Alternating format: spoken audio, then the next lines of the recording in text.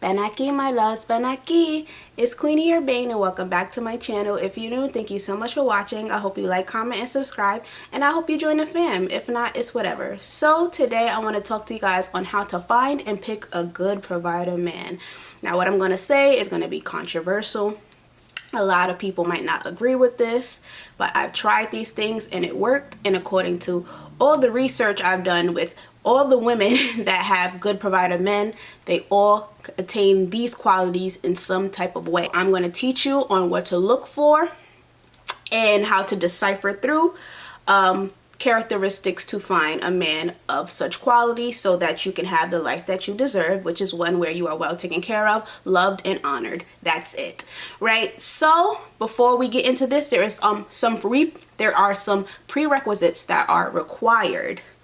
I'm talking about this has to be how you think in order to be able to find this good provider man. You must make the decision that you deserve a good provider man. So that means stop being a pick-me. Don't accept anyone who gives you attention off of the first glance. Anyone who just believes that you're beautiful or wants to shower you in certain things, or just says they like you and then you're open and interested in maybe talking to them. You must make the decision today that you are the person that are choosing the man, that is choosing this man, not the other way around. And then the second prerequisite is that you need to broaden your horizon. So you might have a specific idea of the type of man you want in terms of his looks and who he is as a person and his lifestyle and his background, but that might not be the man that's for you. The idea you have in your mind in terms of he needs to be 6'4", he needs to, come from a rich background, he needs to come from this, come from that. No, I'm telling you to broaden your horizon because sometimes it takes finding a specific character, a high value man, though he doesn't have the money yet, to find a good provider man. Like, he has the right mentality, but he might not be in this situation first. But as we, get into the details, we'll be able to decipher a man of high value versus a man who just is talking. Now let's jump in. I have 6 specific must-haves that I'm going to go through on a list. I have the list on my phone, so if you see me looking down, that is why. So first, he must be in his desired field or working towards that field. What does that mean? That means he must have a plan for his life.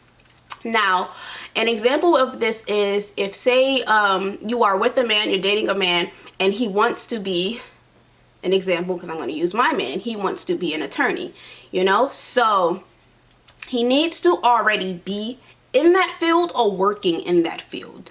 He needs to be an attorney already, or like on the track in terms of he is a law student or some type of student that is in that field to get to that destination, and then have a plan on what he wants to do with his life, even though he doesn't have the intricate details yet. I'm not saying be that person that's like, well, give me the, the 5-year plan right now. No, that's weird. But he needs to have direction. If he doesn't have direction, that means he cannot lead you. He is unled. He don't know what he doing. He freestyling his life, so he gonna freestyle you.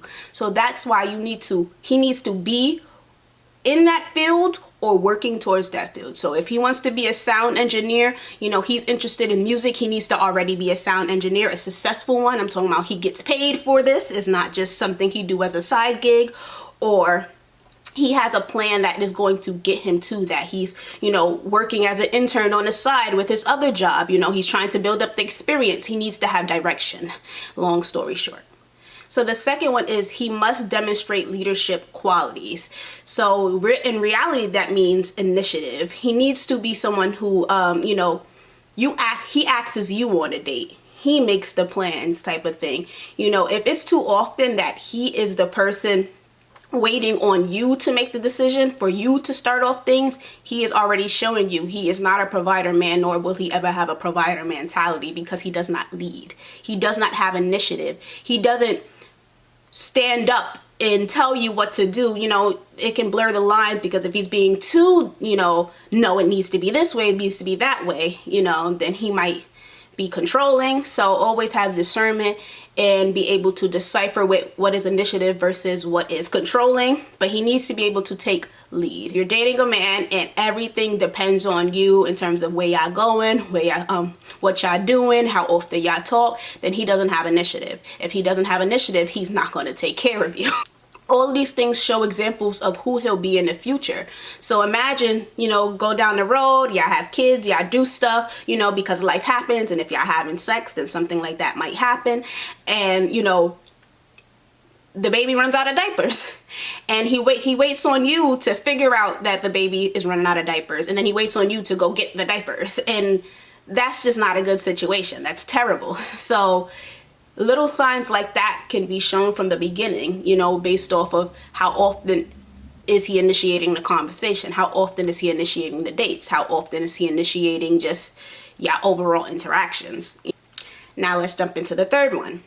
The third one, which might be controversial, but it is what it is, I believe this firmly, is that he must be independent from his parents via income and their opinions.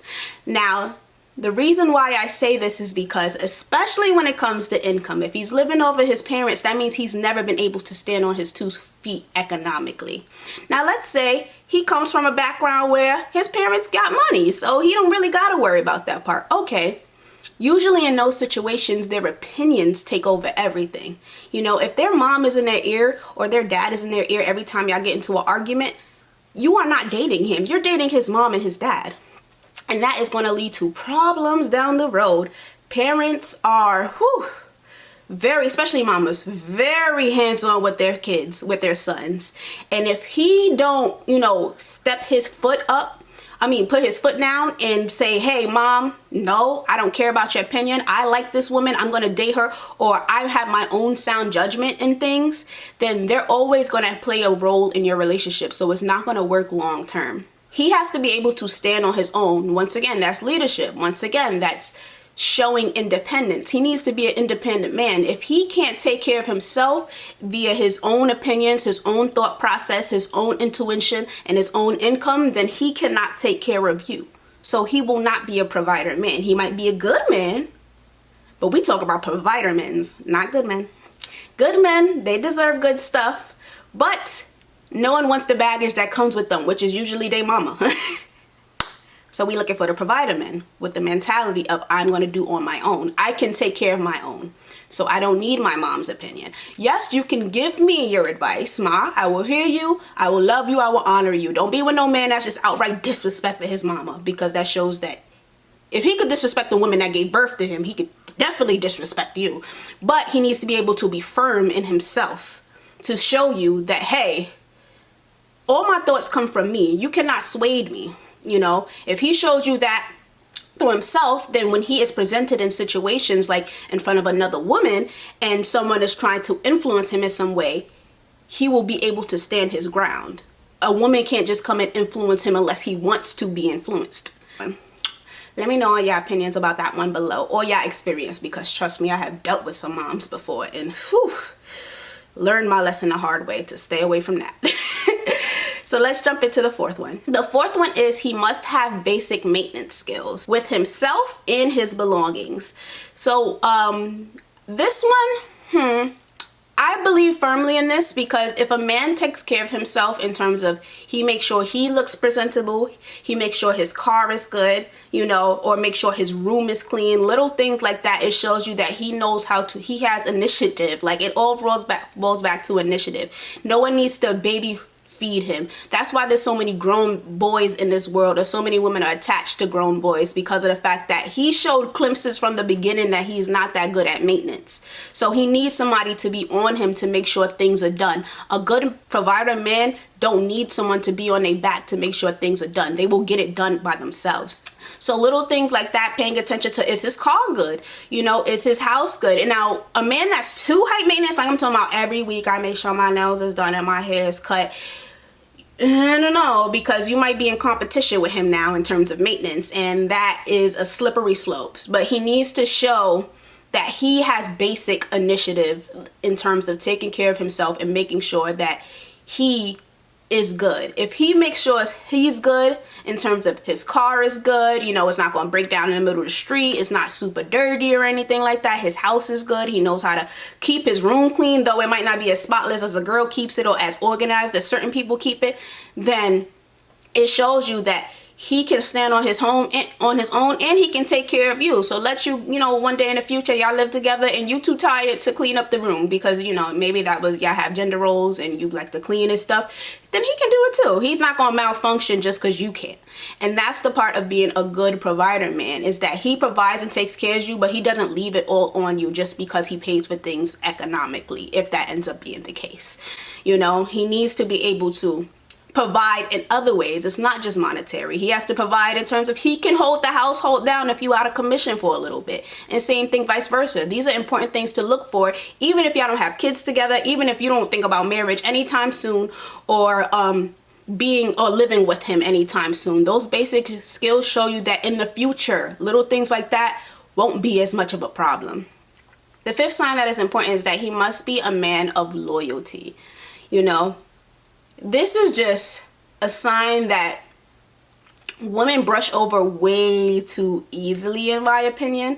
But he needs to show loyalty. You know, of course, if y'all not in a committed relationship yet, then he doesn't need to 100% show loyalty to you until y'all have that conversation.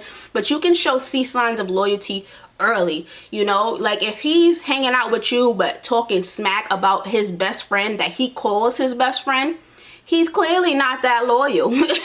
You hang out with him, y'all only been talking for a month, and you know his whole, like, all his whole social group, you know, family secrets and stuff like that. He's clearly not loyal. He's a gossiper. That's not loyalty. And if he could gossip about people he knew his whole life, like his mom and stuff like that to you, I mean, besides little things like, oh my God, sometimes my mom be blowing minds, because, you know, who doesn't say little things like that? But like, I'm talking about telling you her deepest, darkest secrets and stuff like that, or like family secrets. If he has no loyalty to people like that in his life, then he is not going to have that loyalty with you. You know, no matter what, he's going to talk smack about you. I'm talking about every time y'all fight or y'all get into it, you might see a post on Facebook with a bunch of subs, or you might, you know, see, or he might just be talking smack about you to his friends. Like, yo, guess what my girl did to me today, yada yada. And now you go meet these people and they have a thought, and they already don't like you in their mind because they've heard nothing but bad things about you, because he's a gossiper, because he talks smack, because he's an S-word talker. And since he does those things, he shows you he's not a loyal person. That's going to be a problem down the road. And any good provider man is not going to be something that, he's not going to be unloyal, you know. And that's the part I think a lot of women are not paying attention to, because we want a good man, but then he might not be a provider, and he might be a provider, but he might not be a good man. But you want to have both. If you are looking for a husband one day, you need to have both. He needs to show you signs of loyalty. When y'all fight, that stays between y'all. You know, maybe if he has a best friend, he looks for them for consultation, but he's not telling them the details of the fight. Like, yeah, she called me this, that, so I told her she was this, that. Like, if he's doing things like that, everybody gonna know y'all business. And the more people that know y'all business, the more infiltration they can have in y'all relationship. He's not firm in his own, you know, decision making, so he has to consult in others all the time. You need a man with loyalty, and he's gonna show you those loyalty signs very early, even if he's not loyal to you specifically yet. Last and not least, the sixth one is that he must be a man of faith. Now, he doesn't have to practice it daily. You know, there's a lot of different opinions, as well as my own, in terms of if you should walk your faith walk with your man. You know, that's up to you if you want to. But he has to be a man of faith, because he has to be able to see beyond what the eyes can see today. And all those things will be shown, first of all, from like the first step, which is if he has a plan and stuff. But anytime a man is able to consult in God for something, he knows he's not the only person controlling this world. He'll understand that there are bigger forces than him that causes things to happen. You know, and he might pray, he might not, or he might just, you know, practice spirituality. But when a man has faith, he understands that he is not in control of everything. So since he knows he's not in control of everything, he knows for a fact he's not in control of you. You are not his possession. That's the importance of faith. People who don't have faith in terms of a spiritual faith, they believe that they are the hand that controls everything, which really causes a lot of mental health and like toxic situations, really, when somebody thinks they can control every variable of a situation. And that's a very scary sign. I don't know if y'all watch the haves and have nots, but like, think of Veronica. If y'all do, like, that lady thinks she controls everything, and if things get out of control for her, whoo, she turns like into this like psycho narcissistic scary human that just, no, it has to go my way, it has to go my way, to the point that she is like acting like an insane person because she wants to control the situation. And think about any toxic situation, if you've ever been in one, where the person was trying to control you because they think they're God in some point. Like, they're like, you know, I don't believe in God. You know, God is not important to me. What I do is important to me. They have no integrity. They have no, you know, no consultant outside of their friends and stuff. Like, they think they control the world. And it's very important to not be like that. It's important to not be with somebody like that, because, you know, imagine you get with somebody, they're a provider, they take care of you. So when you step out of line, well, what they think is stepping out of line, they unleash this crazy wrath on you, like, you know, and start acting crazy, or even beat on you or something, because, you know, they can't see whatever they're doubting you about, you know. So they think they have to unleash certain characteristics to get you back in line. And that's scary, that's toxic, and that can cause people their lives. So all of those steps are very important to finding and picking a good provider man. Those 6 things, you do those 6 things, or use those as a checklist in finding a good man and finding a good provider man, then you will be able to find a husband or a long-term partner that values you, loves you, and takes care of you. You don't have to con them. You don't have to, you know, turn to immoral things to get them to be with you. And you won't have to beat them into shape to treat you a certain way. Some people are good men but can't provide, and then that's going to be the life you have. A good man who makes sure you got to pay half of the bills, make sure you always got to work, even if you're pregnant, even if you're tired, even if you're going through something rough, like mentally or physically. And then you can have a provider man who's not good, so he makes sure all your needs are kept, but he is mentally abusing the hell out of you, if not physically. So it's important to be able to decipher both and not choose one over the other. You want a good provider man, not a good man, not a provider man. You want both for a happy life. In my opinion, you do what you want with yours. But that is today's video. I hope you like, comment, and subscribe. I hope you like this content. And, you know, I see y'all in the next one. Thank you so much for watching. Bye.